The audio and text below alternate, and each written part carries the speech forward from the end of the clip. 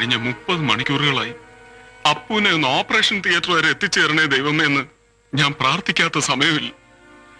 ഇന്ന് രാത്രി അവന്റെ ശരീരം ഒരു അല്പം പോലും ഇളകാൻ പാടില്ല.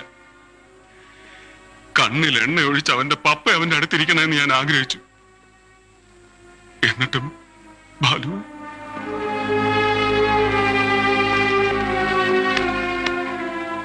വിഷമിക്കണ്ട ബാബ, ഞാനിരുന്നോളാം എന്റെ മോന്റെ അടുത്ത്.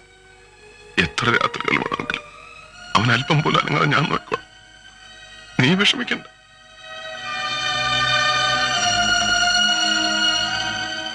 ഗോപ, നീ എന്നെ തള്ളുകയെ